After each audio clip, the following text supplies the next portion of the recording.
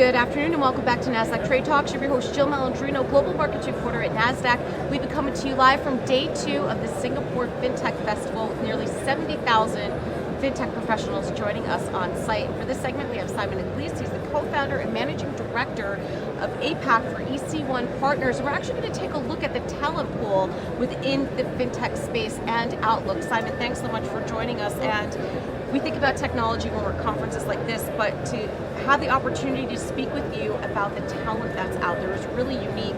What are some of the job titles and the talent that you're looking for in Singapore at the moment? I think one of the most prevalent skill sets or needs right now is software engineering, software development. Given the nature of a lot of the businesses here, which is so tech-rich, tech-centric, that is a high demand. Data science is incredibly hot.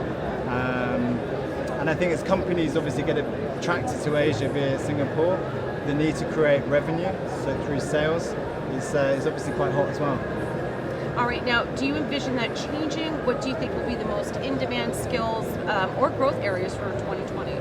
I think it'd be a continuation of the same. I think maybe more specialized expertise in software engineering or development around AI, blockchain, cybersecurity. I think data science, given there's been a few cybersecurity breaches, will increase. The need for regulatory expertise or regulatory tech expertise.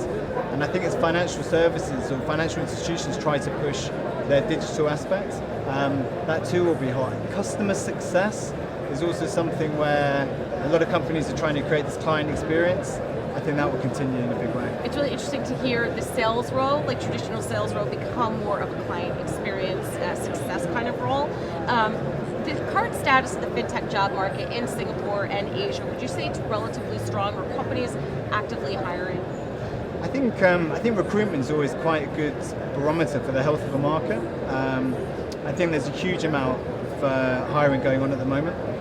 Singapore is doing a very good job of creating itself as the gateway to Asia for fintech, if not the fintech hub, which causes a problem in one degree where you have a very small, finite pool of talent, but more and more companies looking to enter the region, trying to hire the same. Right. But it's incredibly busy, incredibly active right now. Yeah, and do you think these fintech hiring trends are going to expand to APAC overall? Because it's no surprise there are some pockets in the region, Hong Kong in particular, where it might not be that quite attractive of a job market despite the advances that they've made. What are some of your thoughts around the different regions? I think Singapore is driving a lot of this change and a lot of this growth. Emerging markets in Asia, I think, are creating fintech hubs in quite a big way.